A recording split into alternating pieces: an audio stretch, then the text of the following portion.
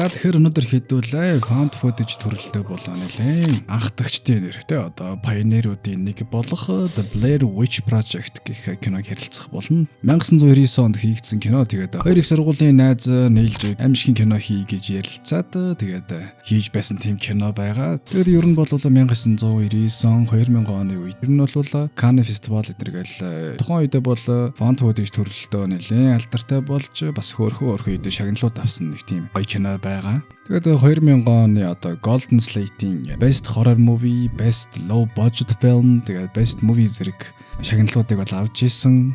Тэгээд 2000 оныхоо топ 10 фильмийнх нь яг хавцсан ч ихсэжсэн. Гол дүрийн жүжигчин буюу одоо Heather 2000 оныхоо Best Actress, тэгээд найруулагч нь Best Debut Film зэрэг тухайн оныхоо бол нэлээд хүндэтгэлтэй шагналуудыг бол авч байсан ийм гоё кино байна. Тэгээд ер нь бол яг бүр яг цэвэр заяа. Бүр яг 100% found footage төрлийн кино. Тэ. За тэгээд киногоо тухлан сууж таалан саярах нь. Subscribe. 1994 оны Maryland-ийн Burkittsville тосгоны дэрэгдэх нэгэн ойд 3 кино хийх хоббитэй сурагчид орс сургуугүй алга болсон. Жилийн дараа тэдний камерын бичлэг олцсон гэх бичгээр кино маань эхэлдэг. Энэ харагдаж буй охин бол Heather, хүн камерамен хийж буй залуу буюу Josh болон Mike-ийн залуу гурвал амралтын өдрөөр Blair Witch буюу одоо ойд орших шулмыг судлах докюментари хийх гэж төлөвлөсөн байдаг. Хамаг хэрэг болох цахилгаан хоол хүнс зэрэгээ базааж аваад аян замдаа гарцгаанаа. Эхэндээ жахны слейтэд дуурахтаа эйгүү ирч үжтэй цоглог. Эмэгтэй маань ч нүр амаа бодож аваад слейт дээр өөрийн уруулын будгаараа тэмдэг үлдээж мүлтэйгээл ер нь л их гоё эхэлдэг штэ тий. Докюментари нь Burkittsville гэх тосгоны талаар ярьж эхэлдэг ба түрүүн залуугийн бариад байсан том камераар энэ хар цагаан бичлэгийг авч байдаг бол охины барьж байгаа жижиг камераар өнгөдөр бичдэг. Тэдний эхний зураг авалтаа авсан газар нь бол одоо манайхаар далан давхар шиг нэг тийм Burkittsville-ийн оршуулгын газар дээрээс эхэлдэг. 1940 оны үед олон хүүхдүүд энд булуулсан талаар хэлж, нутгийн индиануудаас Blair-ийн шулмын талаар сонсож байсан талаар асууна. Зарим нь энэ талаар дурсахыг ч хүсдэггүй. Long story short, нэг галзуу нөхөр ойроо орсон хүүхдүүдийг нэг нэгээр нь алж байсан талаар олон хүн хэлдэг бол хамгийн эцэст нь утсан Mary Brown гэх нэгэн эмэгтэй болоо аавтайгаа цугаа загаслах гээд Burkittsville-д очиод хэвдэж байхад нь хажууд нь нэгэн зүйл хэвдэж байгааг анзаарч хартал нэгэн эмэгтэй байсан. Гэхдээ түүний бүтэн биеийн үсээр бужигдсан байсан гэж хэлдэг. Одоо манайхаар бол одоо алмасархуул юм уу да тий. Оройн манай гурав биер угаад эхний өдөр их л амжилттай сайхан өнгөрсөн талаар ярилцаад амарч өнгөрдөг. Маргааш нь яг жинхэнэ Blair Witch-ийн ойруугаа явцгаана. Ойн Blair хоёр загасчин ах нартай таарч Blair Witch-ийн талаар сонссон эсгийг нь асуухад 1908 оны сүүлээр Robin Weaver гэх охин ойроо ороод алга болсон. Тэгээд 3 хоногийн дараа олсон ба ойд нэгэн хөгшин эмэгтэйтэй таарсан. Гэхдээ тэр нь хөлн газар хүрдэггүй, агаартай дүүлдэг нэг тийм хүн байсан талаар хэлдэг. Эндээс харахад Blair Witch-ийг хүн болгон өөрөөр дүрсэлж байгаагаас үзвэл энэ газар бол үлгэр домгийн амьтан болсон юм шиг л тийм нөхөр байгаа. Тэд цааш явсараа машина замын хажууд гаргаж үлдээгээд өөрсдийн мангар том сүхнүүдээ үүрцгийгээд үүнээс цааш алхаж явхаар болцгооно. Магадгүй энэ машина харсан сүүлийн момент нь ч байж болох юм. Хэмэдхүү. Хэсэг яваад тэд Coffin Rock гэх чулуун дээр ирнэ. Энэ нь урдана 5 залууг хэрцгийгээр амийг нь хөнөөж нэгнийх нь гарыг нөгөөгийнх нь хөлтөө нь холбож өргсөн байсан талаараа докюментарид оруулна. Энэ сэний зураг авалтаа хийжээд одоо хөдлөхгүй бол нар буухан гээд цааш явсаар тэрхэд байхнаа барьж унтаж амарна. Өглөө нь Josh хоёр эвгүй чимээ сонссон талаараа хэлдэг. Нэг нь магадгүй шар шувуу байж болох ч нөгөөх нь болоо шаржигнаж байгаа гэх юм уу одоо гал асахаар нэг модон crackling sound гаргадаг штэ тэ. Яг тийм чимээ ойрхон сонсогдсон талаар хэлдэг. Нөгөө хоёр нь ч их гайхдагч нэг сүртэй тоолгүйгээр тэргээд цааш хөдлөхөөр эзэлсээ бэлтгэцгэнэ.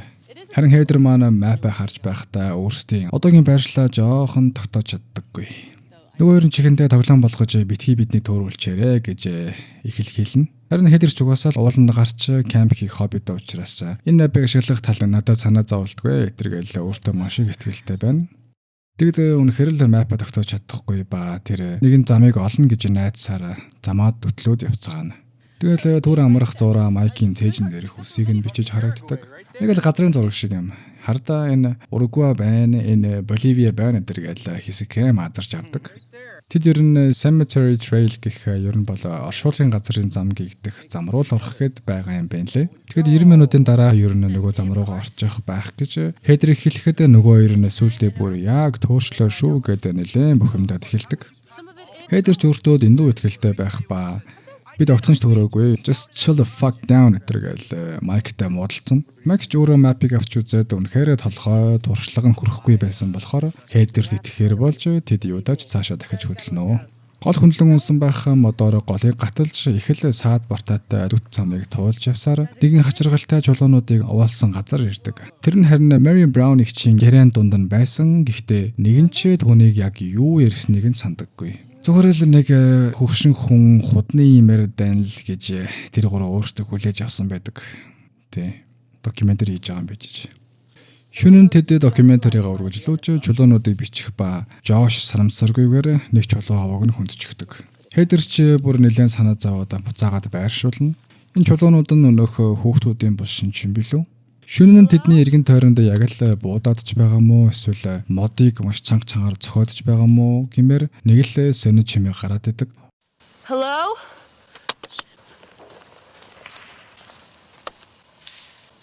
Өглөө босч манай гурав яг юу дуурсан байж болох талаар ярилцсан. Ерөнхийдөө болвол нутгийн уулууд л шөнө явж таарсан байх гэж бодцгоо. Ядж байхдаа энэ өдөр амар бороотой хамаг юм норцсон. Тэгэл тэд өөрсдөө нэг л юм хутгалцчихлаа да гэж бодоод буцаад машин руугаа явхаар болцгоо. Машин руу явах зам жийдтэй мэджтэй гэл Хейдер өөртөө маш их ихтгэлтэй замчлах хийдэж нөгөө ер нь бол үнэхээр түүнийг зөв замцилж байгаа хэсэгт нь маш их хэрэгэлзээтэй явдаг. Хейдер ч их тэрхий их юмараад Майкийг уурлуулад нөгөөх нь ойгоор дүүрэн харааж гардаг бол Жош түүний газрын зургийг өгөхийг шаарддаг. Тэр гуравч арай тайвширч тэндээ майхна барин хоноглохоор болно. Гэхдээ өнөө шөнө гараад байсан чимээ дахиад л гараад унана. Hello?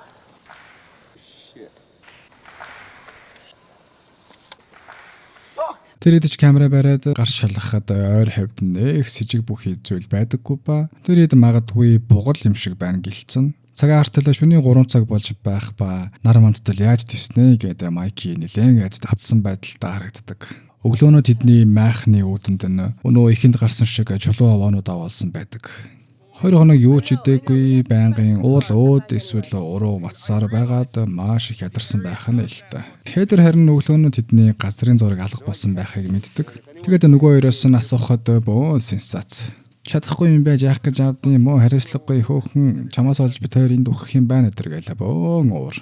Баргалаа туйлдаа хүрсэн Жош хэсэг хөвдөж удахгүй тэднийг ойр дотны хүмүүс нь алга болсон гэдгийг анзаарч тусламж илгээх байх гэд хэсэг онол дэвшүүлж аваад тэд цааш яван нэгэн голыг гатлана. Хейдер харин гатлах зуура хамаг гутал өмдөө норгцсон чинь Майк Жош хоёр шоолж инээж минийгээд тэгэнгүүт нь Хейдерс ч та хоёр яасан гэж инээгээд байх уу өдөргээл ер нь мапыг та хоёр авсан юм шүү. Надад зүгээр газрын зураг байгаа гэдгийг л хэлчихдэг үү. Тэгэх юм бол надад үнэхээр амар байна. Гэт хэлсэн чинь Жош 2-3-ны дундуур эрхийн хуруу гэдэг шиг л хурууга бараг л эвлүүлээд харуулаад тахдаг. Тэгсэн чинь энэ Майк чинь өчигдөр шөнө газрын зургийг нь хайцсан юм байна лээ. Тэ эргүү дураг. Яг санаа нь болвол маптай байсан ч гэсэн машинаа олоод очиж чадахгүй байгаа юм чинь энэ мө хогоор яад ингээд тэнхтээд тэнх чинь үзэж байсан би хүртэл бүрөө навшиг алаад ачмаар. Тэгээд Жош Хейдер хоёр миний өмнөөс Майкийг баахан зэмлэж гарна. Нэлээд муудалсны дараа 3 талдаа гуруула ямарч байгаад камерын дүр солигдоход Майк нэгэн зүйлийг олсон байдаг. Тэр нь харин дандаа вүүдүү шиг зүйлс буюу одоо нэг тийм хүүхэлтэй байдаг та нэг тийм зүүгээр хатгаад байдаг хүүхэлтэй. Тиймэрхүү вүүдүү дүрс бүхий зүйлсийг моднууд дээр өлгсөн байдаг. Бүгдийг нь ютаж камер дээрээ буулгаж аваад ирчүүд нь явъя гэхэд Хейдер бүр хоббироод явахгүй нэлээд гуйлгаж, загнуулж, зэмлүүлж байгаад тэндээс явна. Майк ч хамаг чадлаараа please help us гэж ойрлох хэдий ч хийнж сонсохгүй шүү дээ. Шөнө нь тэр хэд өмнөх 2 шөнө галтулж унтсан болохоор энэ удаа галт хүлэхгүй бүр камерынхаа гэрлээгч асаахгүй унтцгаая гэж шийдэн. Магадгүй шөнө тэдний дагаад байгаа зүйлийг гэрлээр татаад байгаа юм болов уу гэж бодсон юм шиг байгаа. За тэгэл шөнө ихлэн гэтэл стил шөнө нэгэн чимээ гардаг нь яг л хүүхэд уйлж ойрлоод байгаа юм шиг дуугардаг.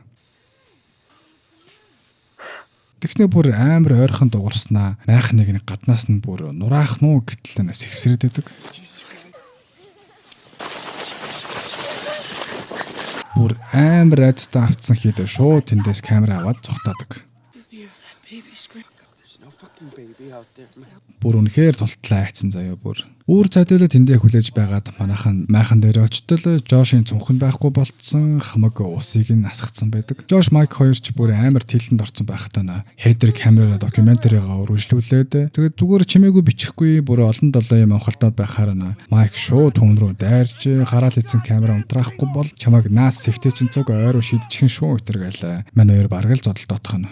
Гэтэ угаасаа энэ хедер амар илүү хөвтэй заяа. Ерөөсөө нэг ч үг газар хийхгүй араас нь хариуг нь шургуулаад яваад идэг. Стийн солигдоход Майк хедер хоёрыг бие биенээсээ уучлалахгүй байдаг. Тэгээд манай хэд цааш явсаар хамаг тамхин дууссан, энержи мөн шавхагдаж барагдаад дахиж нэг ч шун энэ майхандаа баймаргүй байна гэлцэн. Жош Майк хоёр ч Америкийн төрийн дуулалыг дуулж явсаар тэр хэд түрүүн гаталсан гол дээрээ буюу өнөөх өөрсдийн байсан газар дээрээ буцаад ирсэн байдаг. Одоо бол бүгд л ухаанаа алдана. Хедер ч зөвхөрлийн үлмэс унгааж Майк ч хамаг үлдсэн энержигээр ойрлож гарна. Уг нь бол өмнөд зүг рүү өдөржин л алхассан байдаг. Гэхдээ яагаад ч юм буцаад анх ихэлсэн зэгтээ хүрээд ирсэн байж гин. Тийм ээ. Хедер ч бүр үнэхээр л зөвхөрсөн байдаг. Давахгүй гэсэн даваагаа заавал давдаг шиг манай гурван маань дахиад л нэг шөнийг өнгөрөхөр болоод майхандаа байцгаана. Тэгэд одоо гэртээ байсан бол төмсний нухаш бургер идмээр байна тэргээл юутаж шөнийг үдэсгэн. Харин өглөөнөө Жош алга болцсон байдаг. Хаанаас хайгаад олддоггүй. Эхлээд Жошийн цүнхэн алга болсон бол энэ шөнө Жош өөрөө алга болцсон байдаг нь энэ. Манай хоёр ч нэлээд хайсан боловч олдохгүй. Тэгэд тэр хоёр бинго таалцаж байгаа юм шиг л хаашаа явахаа ярилцаж зүүн зүг рүү явахаар алцгаана. Цааш явсаар тэр хоёроо дахиж шөнийг өгөх гар болж майхна барин тэгээд л гой хоолундаа ярьж мөрөөдөцгөөнө. Шөнө нь харин Жош ой дотор яг л хүн дээр бэрчсэн мэт орлоод байдаг.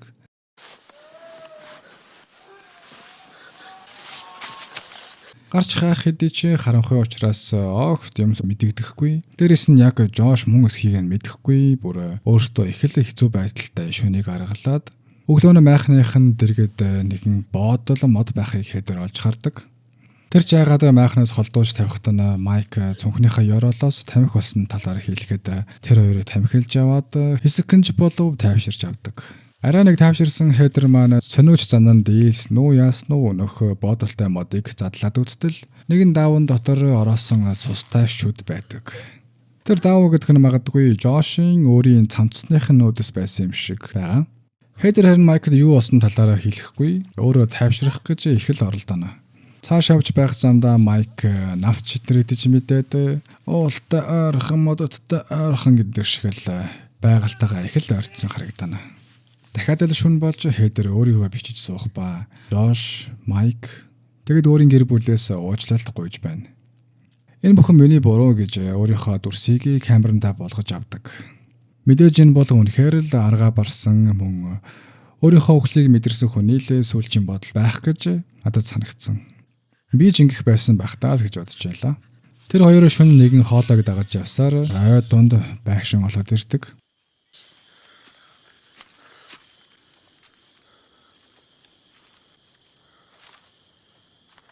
Гэтэ бүр нэлээд хуучны балгас болсон газар байдаг. Тэр хоёр Жошийг энэ дотор орилоод байна гэж бодоод Майк түүнийг дээд давхарт байна гэж сонсоод дээд давхар руу гартал Жош байдаггүй.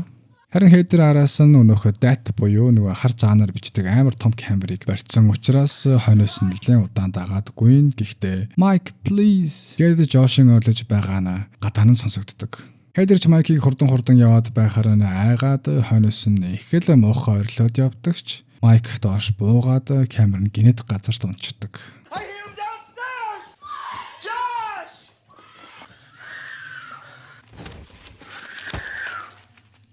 Хедер чи гадаа гараад иртэл Майк булан руу харин зогсох ба Хедрийн дээрээс ямар нэгэн зүйл унснуу гэлтэй болж тэрний камерч мөн газарт унснаар кино манд дуусдаг. Тэгэхээр нэг ийм кино байна. Тэгээд тэр сүнс үү, чөтгөр үү, эсвэл мангас уу, алмас уу юу ч бай. Тэрийг яг юу байсныг нь та хэд өөртөө бас таамаглаад үзээрэй те. Тэгээд миний хувьд яг угаасаа ер нь сүнс байдаг гэдэгт итгэдэг төрлийн хүн. Та хэд өөрсөө юу гэж бодож байгаагаа бас коммент дээр надтай хуваалцаарай. Гой санаанууд гарч ирэх юм билүү. Тэгэд яг миний өнцгөөс болвол Blair Witch гэдэг зүйл нь бол монголоор хэлэх юм бол одоо барыг л ойн савдаг юм уу да тий. Ойн савдаг гэдэг зүйлийг чинь бид нэр харж чаддгүй шүү дээ. Зүгээр л байдаг орчдог гэдгийг нь түүх домог болгон ярьдаг. Тийм. Тэгэхээр миний бодлоор магадгүй ойн савдаг гэдэг шиг нэгэн догширсан нэг тийм савдаг л байх гэж ер нь бодогдож байна. Тийм байна. За тэгээд та ч гэсэн өөрсдийнхөө санаа бодлыг доор хуваалцах хамаартай. Тэгээд хамгийн гол нь лайка дараад, subscribe дараад үзээрэй. Тийм. За тэгээд дараагийн бичлэгээр уулзтлаа. Түр бай.